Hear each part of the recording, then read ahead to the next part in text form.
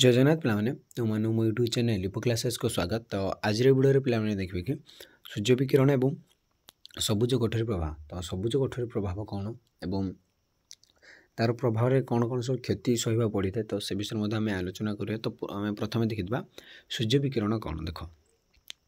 तो विकिरण शक्तिर मुख्य उत्स होती सूर्य। जो आम विकिरण तो तार मुख्य उत्स कोटा नाम सूर्य। भूमंडल उत्ताप वृद्धि सहज उपलब्धि करें आम सूर्य विकिरण शक्ति द्वारा पृथ्वी पृष्ठ में सृष्टि होता उत्ताप तथा पृथ्वी पृष्ठ महाशून्य विकिरण होता उत्ताप संबंध में आलोकपात करवा। जदि आम देखा जो भूमंडल उत्ताप वृद्धि होती, तो जब आम सहज उपलब्ध करने चाहूचे ताल आम सूर्य जो विकिरण शक्ति रही जो किरण जहाँ किरण बोली कहे सूर्य किरण बोली ता पृथ्वी पृष्ठ जो सृष्टि होता उत्ताप तथा जो पृथ्वी पृष्ठ को आसूची महाशून्य विकिरणटा ता विषय में आलोकपात करवा। यह सूर्य विकिरण तथा महाशून्य को उत्ताप विकिरण मध्य एक स्थिरता तथा संतुलन थाए। जो सूर्य विकिरण तथा जो महाशून्य को उत्ताप विकिरण मध्य गोटे कौन थाए ना गोटे स्थिरता गोटे कौन संतुलन थाए। जदि कमल तथा नमून्य संतुलन अंगारकाम्ल ग्यासर वृद्धि तथा अन्य सबुज कोठरी ग्यासर वृद्धि द्वारा संघटित हुए तेज भूमंडल उत्ताप वृद्धि हुए। तो एटे सेमती किसी पे बुझार ना खाली विकिरण शक्ति उत्स होती सूर्य और से कौन महाशून्य आसी जाए। तो से विषय में आलोकपात करें। तो आम प्रथम आम डायरेक्टली देखा ना कौन सबुज कोठरी प्रभाव सबुठ इम्पोर्टाट बा ग्रीन हाउस इफेक्ट सबुठ इम्पोर्टाट यही टपिक निहाती गोटे क्वेश्चन आसवाटा आसब। तो देख तो वायुमंडल साधारणतः मुख्य संगठन गुड़िक मध्य जैवक्षारजान अम्लजान तथा अन्य सबुज कोठरी ग्यास थाए। जब आम देखिए वायुमंडल में जो मुख्य संगठन गुड़ी रही प्रथम आम जैवक्षारजान अम्लजान और अन्य सब कौन सबुज कोठरी ग्यास थाए।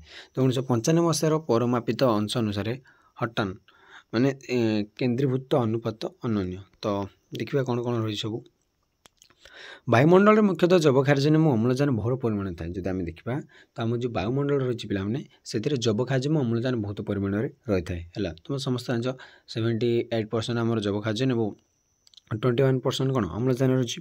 तो जलकणा अंगारकाम्ल तथा अन्य गौण गैस गुड़ बहुत निम्न मात्रा अवस्थित करते।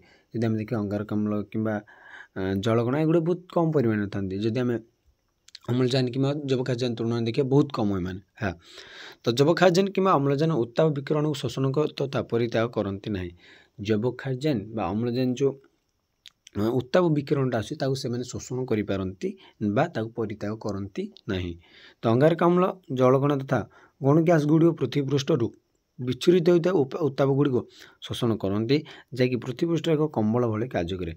तो ताले कार्यटा करके जो विकिरणटा को परित्याग करके शोषण करके अंगारकाम्ल जलकणा और अन्य जो गैस गुड़ से जो सूर्य विकिरणटा कौन करती ना कंबल भाई माने कौन घोड़े रखती शोषण करती जहाँकि पृथ्वीपृष्ठ कम्बल भाई कार्य करे। जहाँकि देखिले ये कम्बलीकरण प्रक्रिया को प्राकृतिक सबुज कोठरी प्रभाव बोली कहुए और गैस गुड़ सबुज कोठरी गैस कहुए। तो ये कम्बल भाई से जो कार्य करते यही प्रक्रिया को आम कह प्राकृतिक सबुज कोठरी प्रभाव है।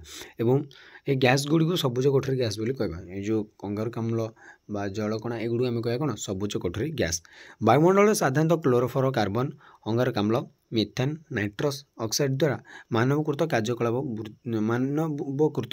द्वारा वृद्धि पाई। जो वायुमंडल क्लोरोफ्लोर कार्बन बा CFC अंगारकाम्ल मिथेन नाइट्रस ऑक्साइड एगुड़ा मैंने मनुष्य जो विभिन्न गुड़ी कार्यकलाप करुच्ची से द्वारा ही यही गैस गुड़िकर परिमाणटा वृद्धि पाचे। ये कार्यकलाप मध्य कोयला तेल तथा गैसर जालेनी जंगल अवक्ष मुख्यतः कौन पाई थे आम कोयला व्यवहार करुचे तेल तथा गैसर जालेनी करुचे और जंगल अवक्ष। तो यही कारण गुड़ी को यही कारण द्वारा गैस गुड़ वृद्धि पाचे। यही गैस गुड़ द्वारा कौन सबुज कोठरी प्रभाव देखा दूचे। जलकणा जदिव सबुज कोठरी गैस यार अनुपात वृद्धि मानवीय कार्यकलाप द्वारा प्रत्यक्ष भाव में हुए मात्र मानवीय कार्यकलाप द्वारा अंगारकाम्ल मात्रा अत्यधिक वृद्धि पाए। तो जलकणाटा मत सबुज कोठरी प्रभाव गोटे गोटे कौन से गोटे पार्ट बा से द्वारा मत सबुज कोठरी प्रभाव देखा दिए बट से मानवकृत कार्यकलाप द्वारा एत हो न था। किंतु अंगारकाम्लटा मानवकृत कार्यकलाप द्वारा अंगारकाम्ल गैसटा बहुत परिमाण वृद्धि पाई था।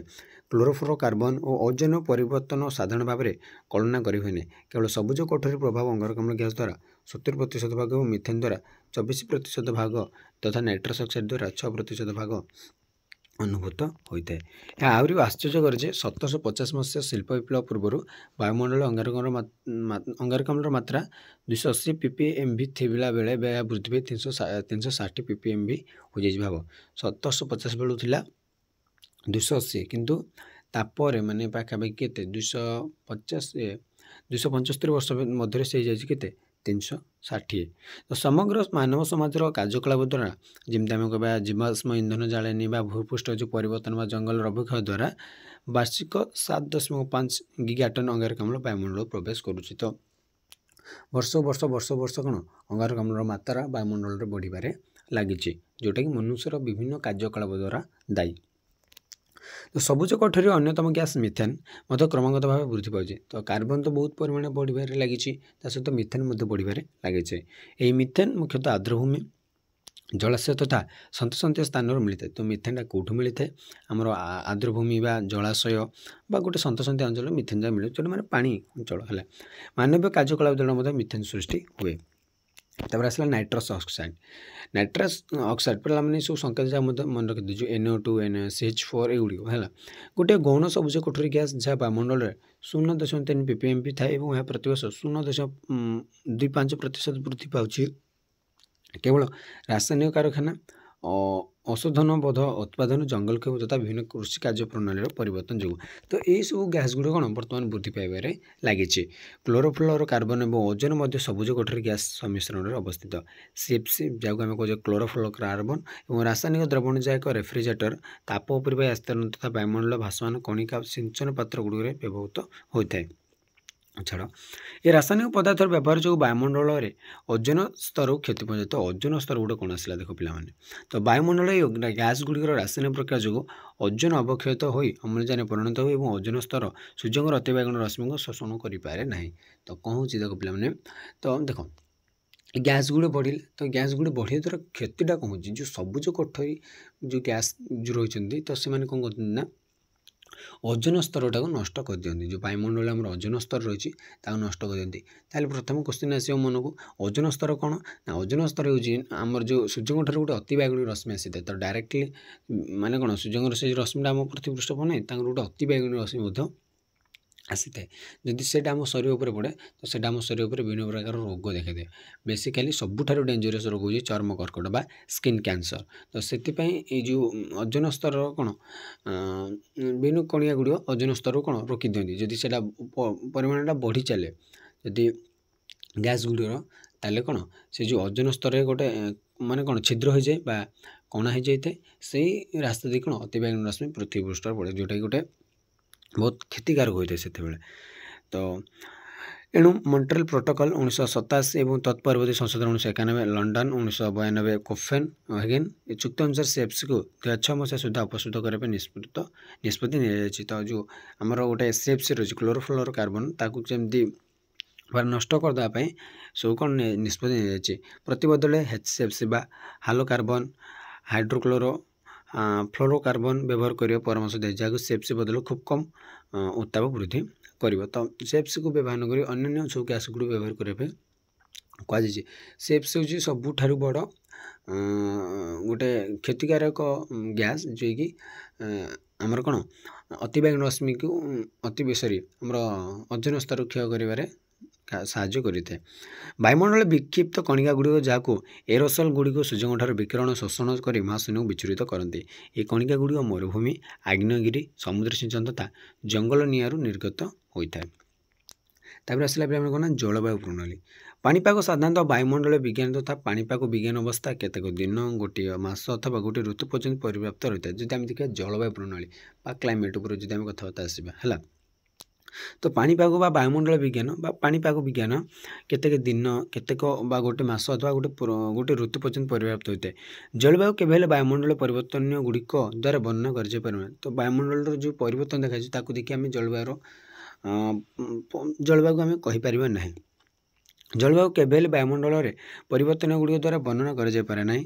ତ ବାୟୁମଣ୍ଡଳୀୟ ପ୍ରଣାଳୀ ଗୁଡ଼ିକ ସମୁଦ୍ର, ସ୍ଥଳଭାଗ, ବରଫ ତଥା ବରଫାଚ୍ଛାଦିତ ସ୍ଥଳଭାଗ, ଜୈବମଣ୍ଡଳ ସହିତ ସ୍ଥଳଭାଗ ଏବଂ ସମୁଦ୍ର ସହିତ ସଂଯୋଗ କରାଯାଏ।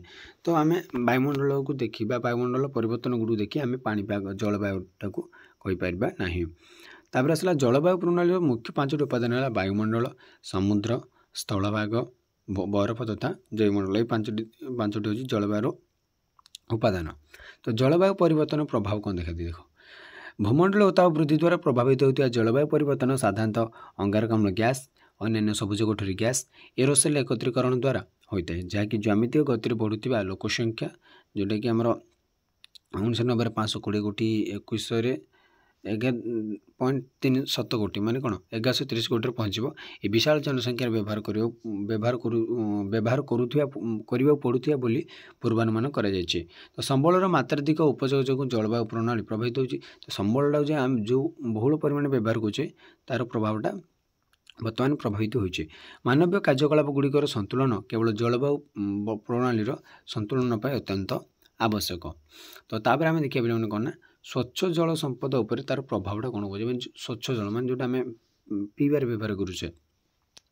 जैवमंडल मानवर स्थिति सुरक्षा तथा समस्त प्राणी जगतर अभिवृद्धि पर स्वच्छ जलर अत्यंत आवश्यकता रही है। आम देखा तो आम जेकोसी कार्य करने स्वच्छ जल दरकार। तो आम कौन समुद्र जल को व्यवहार करुचे कौन कार्य ना तो आम स्वच्छ जल ही व्यवहार करुचे। ये जल पृथ्वी पृष्ठ जलराशि मात्र 1 भाग होते समस्त वृक्षलता जनमानस व्यवहृत जल कल कारखाना कृषि कार्य गुड़ व्यवहृत से कल कारखाना कृषि कार्य सबू कार्य मधुर जल ही व्यवहार होता है। तो जलवायु परिवर्तन जो आम जल संपद विशेष भाव प्रभावित होगुड़ी मध्य बरफ हिमखंड तथा हिम प्रवाह गुड़िकर अवक्षय वार्षिक वर्षण दिवसर क्रमागत अवक्षय बन्याजल अवस्था गुड़िकर अभिवृद्धि भूमितल जल उत्स गुड़िकर अवनति भूमितल जल संपदर सुरक्षा तथा पुनर्निवेश व्यवस्था गुड़ अंतर्भुक्त। तो जलवायु परिवर्तन जो आम ये जल संपद बहुत क्षति माने कौन क्षति होची। तो विभिन्न प्रकार कौन सब परिवर्तन देखा मिलूँ। यह आकलन कर मानव समाज समस्त जल आवश्यकता क्रमे 2025 1050 किलोमीटर 2050 1180 किलोमीटर हो जदि आम जल संपद अवस्थित मात्र 690 किलोमीटर अटे। तो बहुत पिला माने क्षति सहू पड़ो है माने बहुत परिवर्तन देखा दो। तो कृषि उपर देख भारत वर्षर कृषि कार्य मुख्यतः मौसमी उपर निर्भरशील मौसमी पाग देखिए पाणीपाग देखिए आमर भारत में कृषि कार्य कराए। आमर अर्थनीति मध्य कृषि उपर पर्यवेसित भारत अर्थनीति माने भारतर मेरुदंड होची कृषि। तो खाद्य सुरक्षा आमर अत्यंत आवश्यक।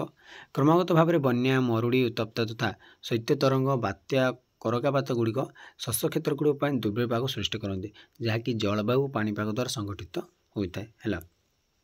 या छड़ा जलप्लावनर अवनति मोतियाक्षय छत्रावस्था कृषि कार्य प्रच्छन्न प्रभाव पकाई थाए। तापर आसला जंगल उपर तार प्रभाव कौन पड़ू सबुज कोठर सबुज जिनस जाक जलवायु परिवर्तन मध्य जंगलर परिसीमा उपर से तार प्रभाव पकाई थाए जलवायुटा। तो जलवायु उपर आसला पे तो उद्भिद आदि गुड़िकर नमूना प्रजाति गुड़िकर प्राधान्य वृक्ष गुड़िकर उत्पादन क्षमता जैव विविधता तथा परिवेश मध्य प्रभावित होता है यदि भूमंडल उत्ताप वृद्धि पाई थाए।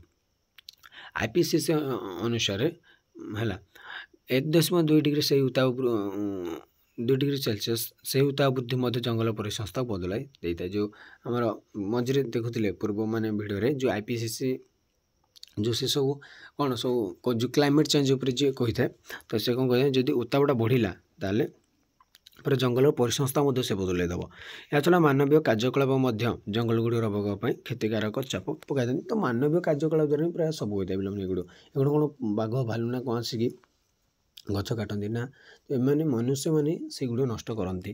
देखिए पे उपकूल समुद्र पतन वृद्धि मानवकृत भूमंडल उत्ताप वृद्धि उपकूल समुद्र पतन वृद्धि प्रच्छन्न भाव थाए जहाँ पार्वत्य अंचल बरफखंड हिम प्रवाह गुड़ तरलाई देता है। जदि आम देखा पृथ्वी पृष्ठ में अनेक डेल्टा उपकूल गुड़िक सहजरे समुद्र पतन वृद्धि द्वारा प्रभावित होता। ये अंचल गुड़ मध्य बांग्लादेश दक्षिण पूर्व एशिया आफ्रिका महादेश अन्यतम। तो जो डेल्टा उपकूल गुड़िक यहाँ बहुत समुद्र पतन वृद्धि द्वारा जो समुद्र पतन बढ़ला तो ये अंचल गुड़ बहुत क्षति पाए माने समुद्र जुआर कौन माने आगू आगू आगू आगू बढ़ी आसवा द्वारा से पाखापाखि जहाँ सब जिन थी से कौन ताकू समुद्र भीतर को नहीं माने जोर से जुआर आसो तो सीटा गोटे समुद्र माड़ी आसो आगू है। तो समुद्र पतन वृद्धि भारतीय उपकूल अवस्थित गंगा नदी डेल्टा उपकूल तथा भारतर पश्चिम उपकूल प्रभावित कर। तो तापर देखिए पे आम ପ୍ରଶମନ କାର୍ଯ୍ୟପନ୍ଥା କ'ଣ? ତ ଆଜି ପାଇଁ ପିଲାମାନେ କ୍ଲାସ୍ଟିକୁ ଏଇଟ୍ ରଖିବା। ପରବର୍ତ୍ତୀ କ୍ଲାସ୍ରେ ଦେଖା ହେବା। ରହୁଛି। ଜୟ ଜଗନ୍ନାଥ।